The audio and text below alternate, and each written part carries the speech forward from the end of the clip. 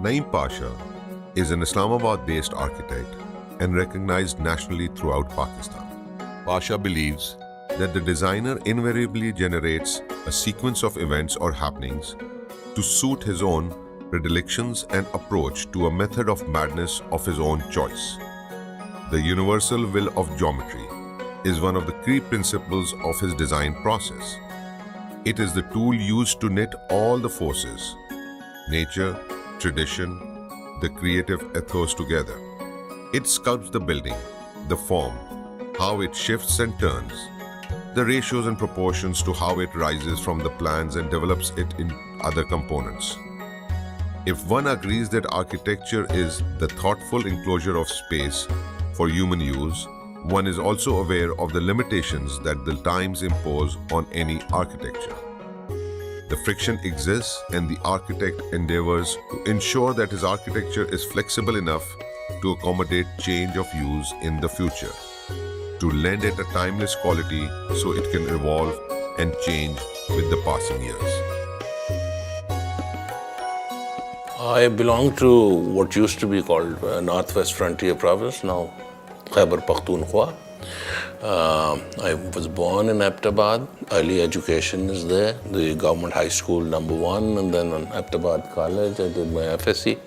From there, when I was about in 8th class or 7th class, my older stepbrother, who was about 30 years older than me, and two other cousins, my father's older brother's sons, they were all engineers, and they were working on the Abbottabad College and Abbottabad Hospital project. So once a month, they would be sitting in our lawn and they would be discussing some guy, some person that they were really impressed with. And they would say, but when we said door, and the column is right in front of the door, and he said, but in third dimension, you don't see it like that.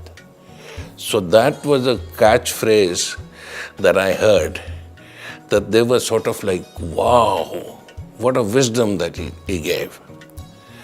So I said, I want to be that guy that they are impressed with. Later on, I found out that it was J.R. Somji, who was the PWD architect from Karachi, who used to come once a month to inspect both the college and the hospital progress. And they were all three of them working from PWD as supervisors of that.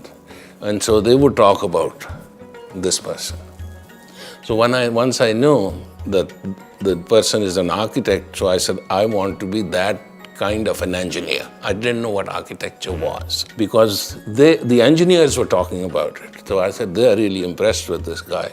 So I want to be that. During the same time when I came to know about this thing, I had injured my shin with a hockey stick, playing hockey as children. And so it was septic, and so I was lying on a sofa in the drawing room. And my older brother passed by and he said, your middle exam used to be a board exam in those days also.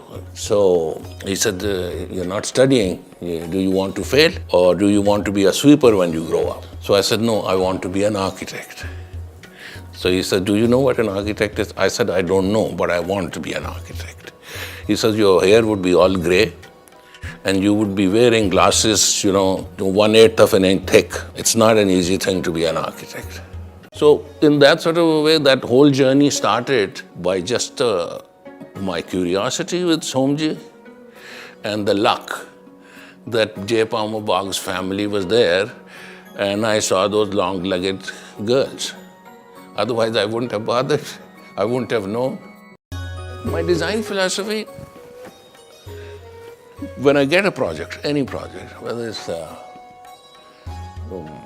State Life Building or a National Art Gallery or a house or, State Life or church or something like that. The first element is to understand what you have been asked to design. So you need a lot of research about that project, about that building, about that end result that somebody has asked you to do. Because mind you, it is not your money, it is not your land. you are enjoying something on behalf of somebody else's. So you have to be very careful of what you design. After you have researched enough to know what this building ought to be, then programming is the key.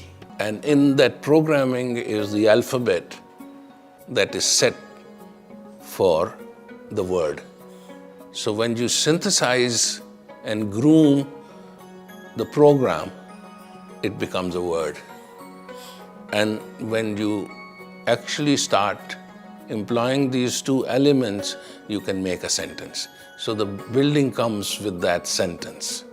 First, you have to find the words or alphabets so that you can make words, then so you can make a sentence, and so you can make a story. The building becomes that story.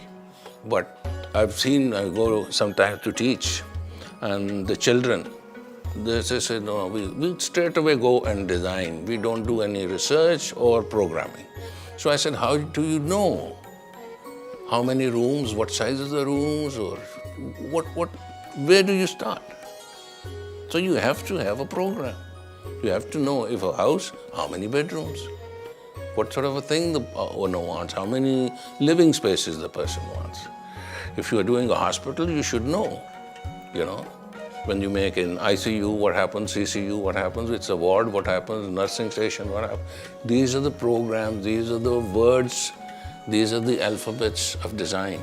So you have to understand that. I always take these program, and in program you are always given, certain. For example, if you look at National Art Gallery, having run the Rohtas Art Gallery for umpteen years, I knew that if you want to hang about 35 pictures of an average size, which is 3 feet wide or 2 feet high, then there's a foot between each picture. So you need about 4 feet per picture. So if you do that, and if you calculate how much wall space you need, you know the envelope. Having known that, my grid was 28 feet by 28 feet. So I multiplied that twice, thrice, 4 times to make different size of the galleries, depending on whether it's a miniature gallery, it's a smaller gallery. Whether it's drawings and graphics, it's a slightly different gallery. If it is paintings, large paintings, the gallery, the multiple of 28 by 28 grid multiplies, and then that is how the gallery evolves itself. So ratio proportion is very important in my work. I will find common aspects of a unit of space and how many times I should multiply it to get to what I want. So that from one room to the other, they are proportionately related. They are not independent sizes, because then you're putting just rooms together and something is sticking out and something is going in, and that's not a design. So ratio proportion. When that same 28 feet starts working in elevation also, when you are doing that, you are using either half of that 28, which is 14 feet, or you are taking the full 28 feet, or you're multiplying it. So the height of the building is proportionate to the plan elevation of the building. So even each and every building that I design, I have to find that common denominator in that building so that it can be permuted and computed proportionately. When I was studying in engineering university, my class fellows, they used to say, he's a set square architect. What it meant was that I would choose a dimension, then I would put the scale away. Then I would make square with that, half it, quarter it, double it. So it was the T-square and the set square that was now drawing, because I had done my basic unit of measurement for that building. So I didn't need the scale anymore. So when I came to elevation, again, it was a permutation and combination of that scale. Masood Khan, who works with World Bank these days, lives in Boston, when he saw the Air Force Academy Mess and Dining Hall, and he says, how did you decide on the proportion of how tall the arch would be? So I said I had two requirements. One was the scale of the building that I was doing for 600 cadets, for how much space I needed. So there was 300 on this side and 300 on that side. There were two different halls. Then my client said that it should be of a proportion that when the passing out parade comes, it should be a background to the passing out parade, because the runway is in the back. So when the planes on the passing out parade fly, they fly over the dining hall and mess. So you see it, even if you see any academy reporting, you will see that building. So I said, the client's desired for a taller facade. I made it two-storied, but lavishly, because the halls are so big, so the height of the room has to be big. So that, plus those proportions come from the basic element of the plan, because it is, you turn it over, so that'll work. I never design a building for elevation. I do two sections. One is the plan, and the other is the section. If those two work, then the envelope becomes itself. I don't go designing an envelope and start stuffing things in it. What Louis Kahn taught me in one of his lectures, he said, if you get a project, then you find what this project demands from you. Once you know the whole, then go looking for pieces. But if you start looking for pieces to make the whole, that whole would never be whole. You would be missing few pieces anyway. And then he adds, even if you know the whole, probably you won't find all the pieces. One or two might still be missing. So the concept of knowing the holistic sense of the project decides everything. The proportions come from it. And of course, money plays a part also. You see, that decides on what sort of finishes you want, or how do you want to finish it most economically, because you are the guardian of the client.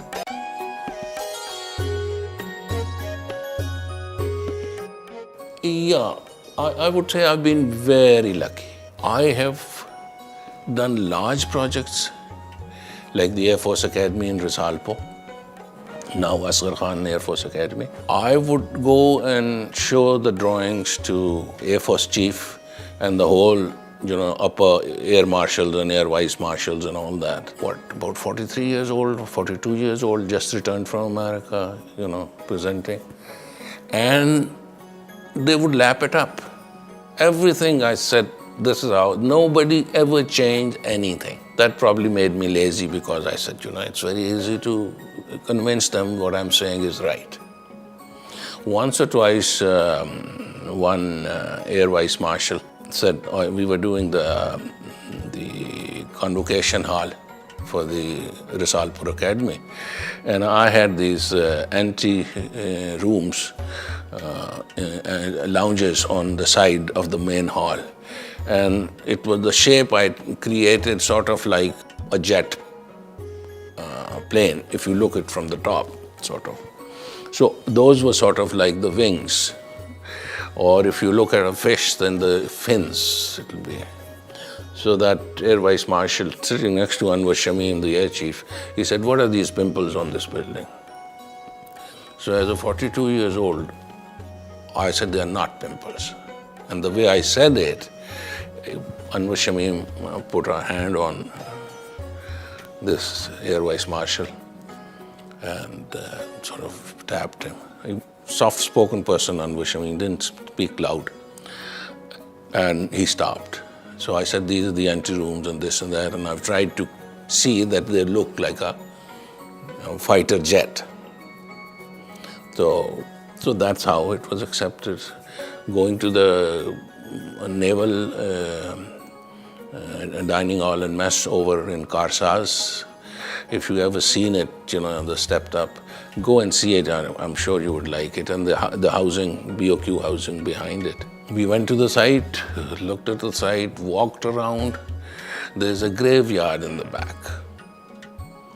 And it had these very tall columns, Corinthian or Ionic, I don't know, but Greco sort of a column. That's the entrance to the graveyard. I took the idea from there for my, how the elevation and the grandeur of a stepped up on a hillock, because the college is down there. So these are the things that, again, I presented the thing in the Naval Headquarters here. The acting chief, or incoming chief, Admiral Niazi was retiring, and T.K. Khan was coming, Tariq Kamal Khan. So I had drawn the perspective, and they said, but you've only drawn a portion, we don't know how the whole building would look like. So I had these drawings. On top of that, I had this plastic sheet. So on that perspective, I put a plastic sheet, and I asked for a marker. They brought me a marker. So I finished on the plastic sheet with the markers how the rest of the building would look like. Again, they never changed a thing about what I was doing. And I have this habit of cutting a building 9 times, not just one cross-section and long section and elevations. I have to go through almost every other grade. And since this building was stepped up, it was very difficult for people to understand in one section. So I would make. And sometimes people would think that I'm wasting too much time and explaining too much.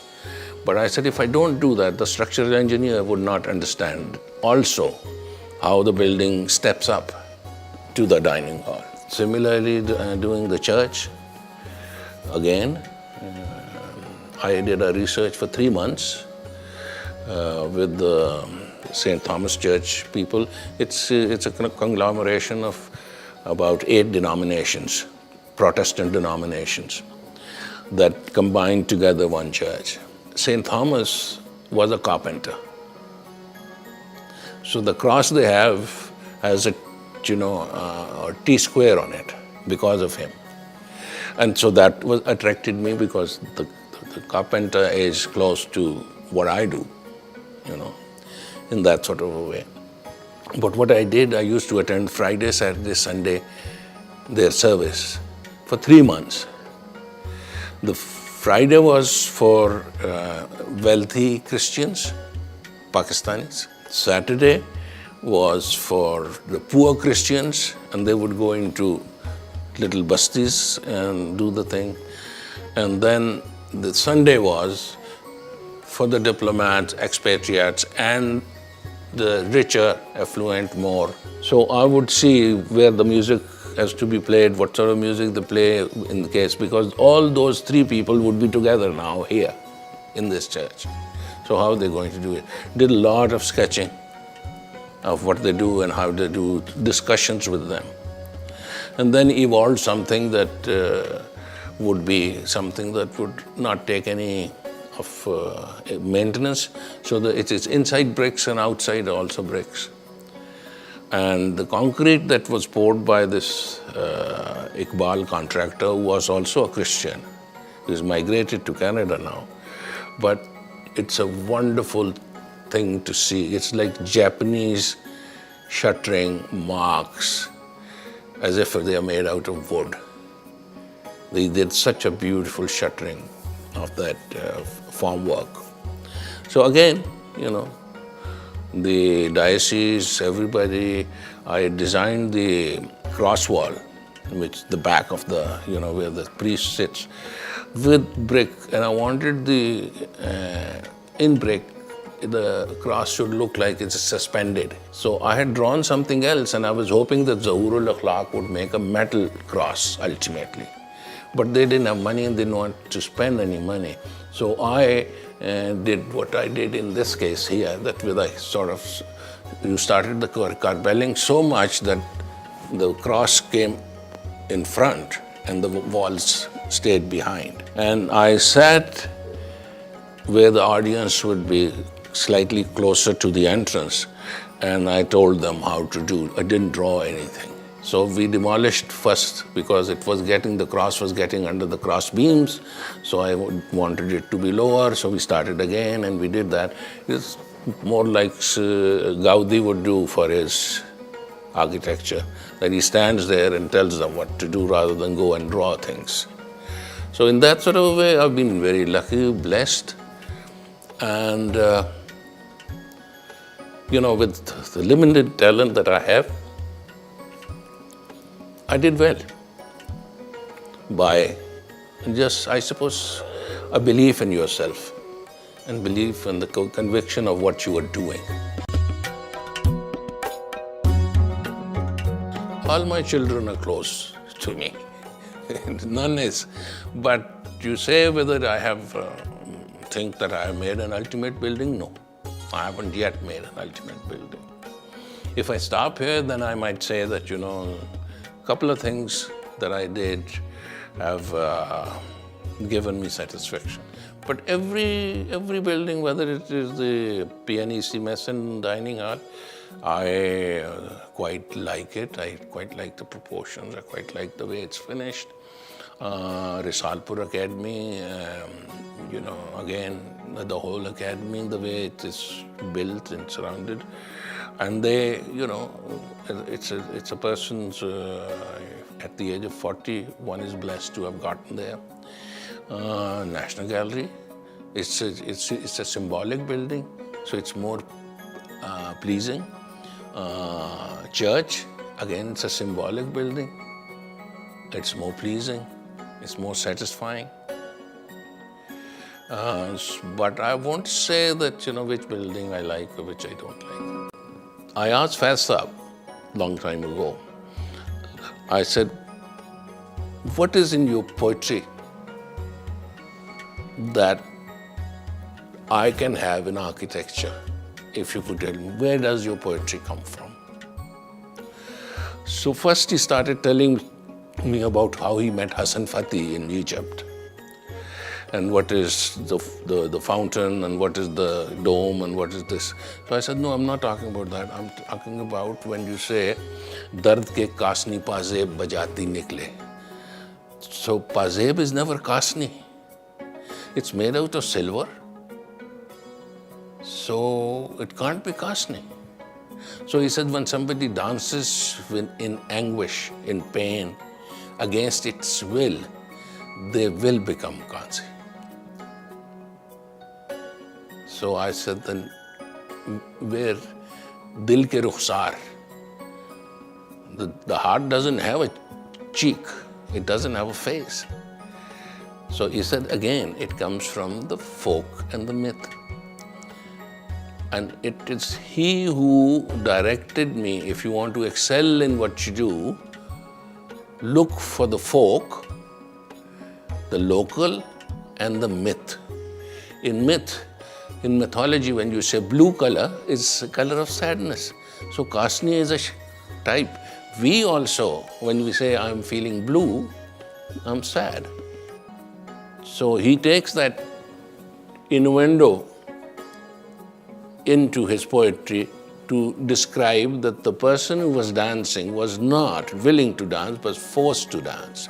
If you remember, I think it was Nilo, Shan's mother, who was forced when she was sick to come to Governor Amir Muhammad Khan's house in Lahore and dance for Shah of Iran. You see? And the poem, Habib Jalab also licks raqs पहन कर भी किया जाता है, something, रक्स जंजीर पहन के भी किया जाता है. And Faiz writes about दर्द के कासनी पाजेब बजाती निकले. So that is what he taught me. Look for the meaning of your work in the folk tradition and use historical innuendos that are part of this soil for centuries. So when people say that we don't want to do anything British, we don't want anything British because they ruled us. So you break the chain from from Gandhara to present day, if you take the British period out, or if you say Mughal and pre-Mughal was nothing because that was Hindu or something, then you are taking a whole number of chains out of the actual chain. The chain is broken. So the continuity of your thought process comes from Mohenjo-daro, Harappa. And from there, it doesn't come with Bin Qasim, you see. So that is the ethos that I think I should have, that to develop a design. That is, I think, the spirit that comes. And again, one is blessed that one has been able to talk to people like Faiz and ask him, where does that poetry come from? So that my architecture could be that way. So that is the valuable lesson that comes.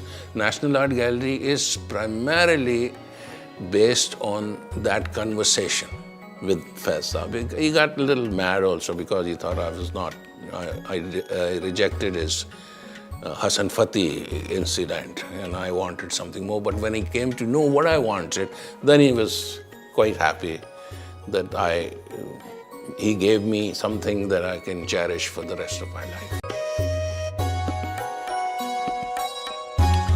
As I said, I've been painting since childhood, so that stayed with me. I still paint occasionally. I'm not as prolific painter as you would expect. Then poetry. I've been writing poetry since '65. So poetry and painting are the main things. Tennis is a love that I've been playing for the last 55 odd years. Enjoyed it only a few years, 3-4 years ago. I stopped because my knee was bad. But all my life played,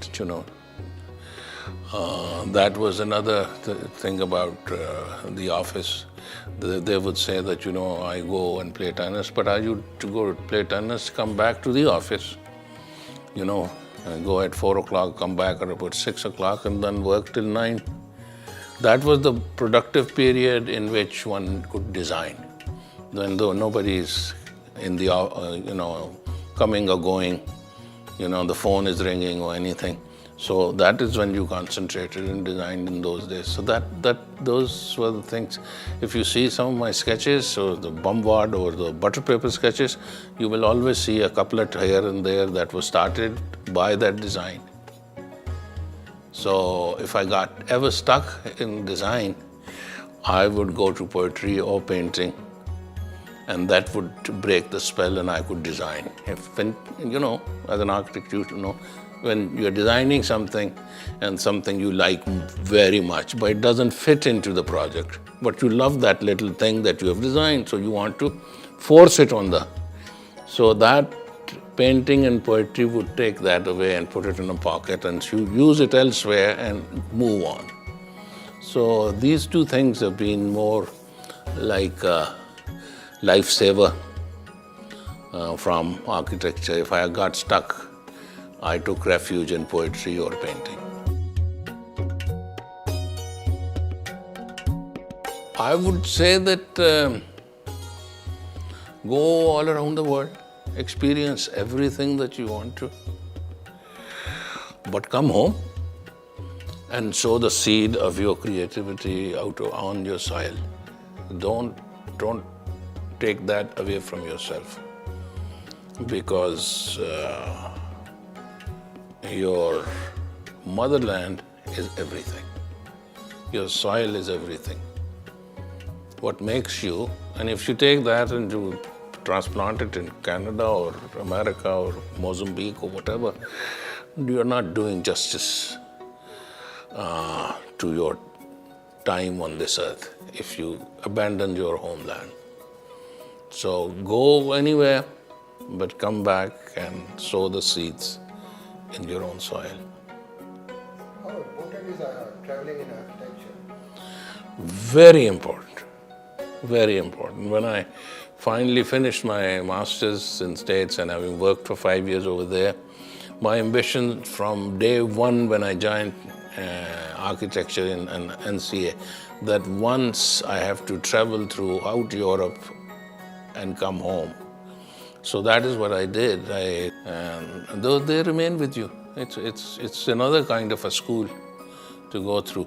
Now, if somebody wants to go and study in architecture, and I say go to Europe, don't go to America, because from America, the only difference would be if you go to Mexico or if you go to Canada. But from East Coast to the West Coast, it's the same hamburger, same, KFC, same everything. So you don't, and the architecture never changes.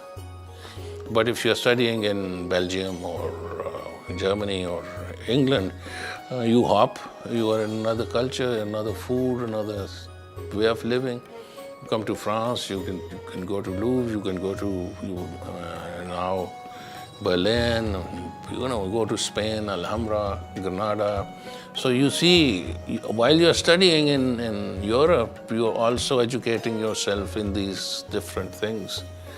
Whereas Americans would send you once in 5 years for a school in Italy to do a 3-month course or refresher, this, that, and the other. Nothing like that. But study in Europe is much more eye-opening and exhilarating and broadening your mind than America. Schools in America are very good also, and probably less expensive than Britain. But I think Belgium and Germany and France and Holland provide very good education, and it's all subsidized. I would suggest every architect who wants to go and study. But you don't have to go anywhere. Nayyar didn't have to go anywhere. I read somewhere that he said that he misses that he didn't go, but he didn't lose anything. With that kind of vision and sense of humor and